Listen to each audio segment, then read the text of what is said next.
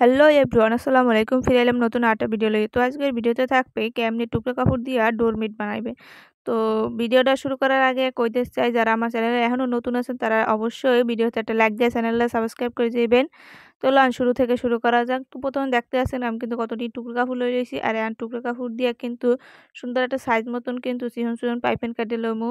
তো দেখতে নিয়ে আছেন এই যে কতগুলা কিন্তু আমি টুকরা লই লইছি, আর এর মধ্যে বাচ্চা বাচ্চা কিন্তু এরকম লইতে আছি। আর এইটারা আপনারা একটা হয়তো ২ ইঞ্চি বা আড়াই ইঞ্চি মাপ অনুযায়ী কিন্তু এরকম লম্বা ফিতার মতো কাইটে লইতে পারেন। তো আমি এখানে মাপলাম না, আমি একটা আন্দাজে এক মাপের সবগুলা কিন্তু টুকরা লম্বা লম্বা কইরে কিন্তু কাইটে লমু। তো দেখতে আছেন এই কিন্তু একটা কাইটে লইছি।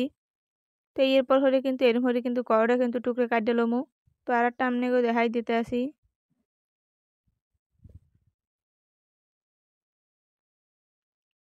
তো দেখেন আমি কিন্তু আরো একটা এরম কিন্তু টুকরা কাইটে লইছি। তো এরম হলে কিন্তু সবগুলা কাইটে লমু।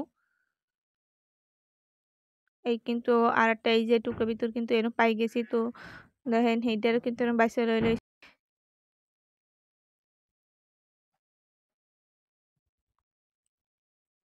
তো মোট কথা অনেকগুলা টুকরা এরকম লম্বা লম্বা বাইলে কিন্তু ফিতার মতো কাইট্টা লইতে হইবে। তো যার দ্বারা এটা কম আছে তারা একটু কম লইবেন, আর যার দ্বারা বেশি আছে তারা কিন্তু চ্যাপটা বেশি লইতে পারে। তো এটা আপনাকেও যার দ্বারা যেরকম কাপড় আছে সেই পরিমাণ অনুযায়ী কিন্তু কাইট্টা লইবেন। আর এই ডোরমেটটা বানাইতে কিন্তু বেশি টুকরা কাপড়ের প্রয়োজন নাই। দেখতে আছেন আমি যতগুলো লইছি কিন্তু এরকমই কিন্তু অল্প করা টুকরায় কিন্তু এটা হয়ে যাবে। তো এরপর যে এই যে টুকরো টুকরো ছোটগুলা এইটারে কিন্তু প্রতিটা খোলা সাইড কিন্তু একলগে ২ টা এরম মিলেই কিন্তু সেলাই করে লমু। তো দেখেন এই কিন্তু একটা সেলাই করে দেখাই দিয়েছে। তো আপনাকে সুবিধার্থে কিন্তু আরো একটা আমি সেলাই করে দেখাই দিতে আসি। এই যে এক মাথার লগে কিন্তু আরেকটা মাথা এরকম কিন্তু ধরে কিন্তু সেলাই করে লইতে হবে।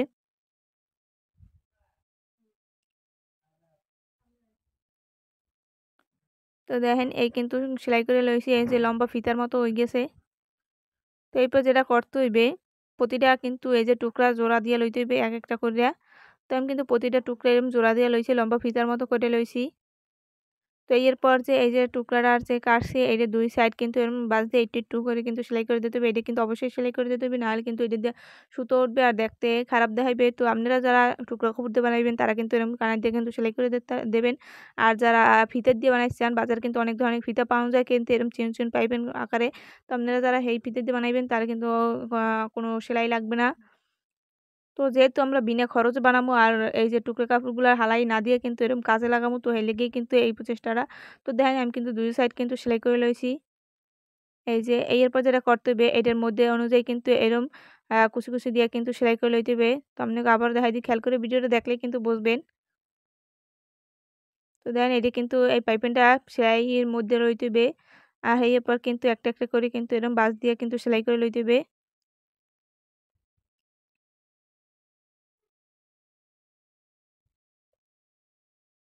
তো খেয়াল করে ভিডিওটা দেখবেন না টেনে শেষ পর্যন্ত। আর যারা আমার চ্যানেলে নতুন তারা অবশ্যই ভিডিওতে একটা লাইক দিয়ে চ্যানেলটা সাবস্ক্রাইব করে যাইবেন। তাহলে কিন্তু সর্বপ্রথম যদি কোনো ভিডিও ছাড়ি তাহলে কিন্তু আপনার কাছেই পৌঁছে যাইবে। তো সবার কাছে অনুরোধ একটাই থাকবে যে ভিডিওতে একটা লাইক দিয়ে চ্যানেলটা সাবস্ক্রাইব কইরা পাশে থাকবেন। তো দেখেন আমি কিন্তু এই যে কুচি, কুচি দিয়া লইছি। এরকম কিন্তু প্রতিটা কাপড় কিন্তু কুচি, কুচি দিয়া লইতে হবে। আর এই যে এই কিন্তু আমার সর্বমোট কিন্তু সব কাপড়গুই কিন্তু এই যে কুচি, কুচি দিয়া লইছি। তো দেখতেই পারদিয়াছেন যে এখানে কিন্তু বেশি কাপড় না, অল্প কাপড় দিয়ে কিন্তু এই যে কুচি, কুচি দিয়া লইছি। তো এরপর যেটা লাগবে এরকম একটা জিন্সের প্যান্ট যদি বা থাহে, বা আপনারা কিন্তু চাইলে চটের বস্তা এইগুলাও কিন্তু ব্যবহার করতে পারেন। তো আমি এখানে কিন্তু পুরান একটা জিন্সের প্যান্ট কিন্তু লইছি, আর এইটার কিন্তু ৩ টা পার্ট কিন্তু মিলাইয়ে কিন্তু একটা জোড়া দিয়া লইছি চ্যাপটা কইরা।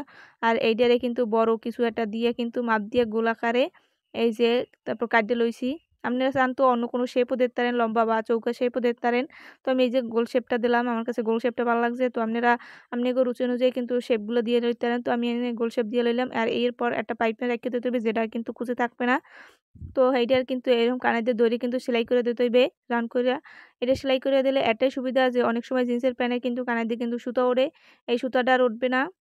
আর এই যে পাইপেনটা লাগাই এই পাইপেনটাও কিন্তু আমাগো যখন ডোরমেটটা বানাবো তখন কিন্তু আর দেখা যাইবে না। তো এটার কিন্তু চারো দিক কিন্তু রাউন্ড করে কিন্তু সেলাই করে লইতে হবে। তো কিন্তু মোর কিন্তু সেলাই করা হয়ে গেছে। এই যে দেখেন এরপর আরেকটা কাজ করতে হইবে যেটারে খুবই গুরুত্বপূর্ণ আমি মনে করি। তো আপনারা ভিডিওটা না টেনে শেষ পর্যন্ত দেখবেন, তাইলে কিন্তু বুঝবেন। কোন স্টেপ কিন্তু ভুলে গেলে কিন্তু এইটা বানানটা কিন্তু বেশি ভালো হইবে না, সুন্দর হইবে না। তো দেখেন আমি কিন্তু এটার মধ্যে দিয়ে বাঁশ দিয়ে কিন্তু এরকম একটা মধ্যের জায়গাটা কিন্তু চিহ্নিত করছি। আর এরপর কোনো কলম বা আপনার চক দিয়েও কিন্তু দাগাই লইতে পারেন। তো আমার কাছে চক দিয়ে মনে হইলে যে এটা হাতে লাগে, তো এর লেগে আমি কিন্তু কলম দিয়ে এরকম কিন্তু দাগাই লইছি। এই যে গোল করে কয়েল শেপে কিন্তু এরকম দাগাই লইতে হইবে। তো দেখেন আপনারা দেখতে পাইতেছেন কিনা বুঝি না। এই যে দেখেন আমি কিন্তু এই জায়গায় কলম দিয়ে কিন্তু দাগাইয়ে লইছি। তো এরপর যে এই যে কুচিগুলো দিয়ে লইছি ফিতা আকারে, এইগুলো কিন্তু এক এক কিন্তু গোল করিয়া কিন্তু সেলাই করে লইতে হবে। তো আপনারা এই জায়গার মধ্যে যে কোনো কালার দিতে পারেন। তো আমার দ্বারা এই কালারটাও আসলে, তো আমি ভাবলাম যে মধ্যে দিয়ে কিন্তু এক কালার দিলে ভালো লাগবে, একটা গোলাপ আকারে দেখাইবে। তো এর লেগে কিন্তু এই মধ্যে দিলাম, এবং পাশেও কিন্তু আমি যে বাকি টুকরোগুলো দিয়ে বানাই লইছি এগুলোও কিন্তু আমি দিমু। তো দেখেন এক এক করে কিন্তু এই যে মধ্যে দিয়ে কিন্তু সেলাই করে লইতে হবে। আর এইটা অতীব সাবধানে করতে হবে, কারণ এটা হাতে লাগার সম্ভাবনা থাকে।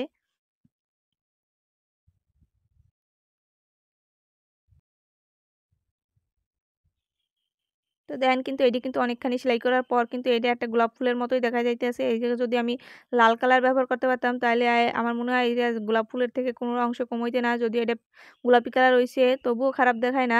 তো এরপর কিন্তু আমি কিন্তু অন্য যে কালারগুলো এগুলোও কিন্তু আস্তে, আস্তে একটা, একটা করে কিন্তু জোড়াই দিয়া বাইর দিয়ে লাগাই লমু। তো দেখেন আমি কিন্তু আরেকটা কাপড় কিন্তু জোড়াই দিয়ে কিন্তু লাগাই লইছি। এই যে।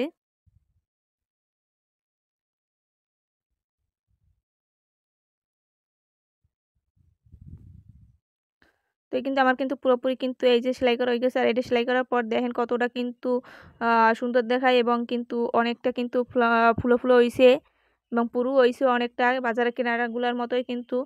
আর এর থেকে ভাই আর কি ভালো পাইবেন, কারণ টুকরো কাপড় থেকে এর থেকে আর ভালো যদি আশা করেন তাহলে আমার মনে হয় এটা খুবই খারাপ হইবে। কারণ টুকরো কাপড় দেয়া যেগুলা ফালাই দিবেন সেইগুলো দিয়ে কিন্তু এরকম একটা সুন্দর একটা ডোরমেট হইবে। তো ভিডিওটা এই পর্যন্ত। যদি ভিডিওটা ভালো লাগে অবশ্যই ভিডিওতে একটা লাইক দিয়ে চ্যানেলটা সাবস্ক্রাইব করে যাবেন। ধন্যবাদ সবাই।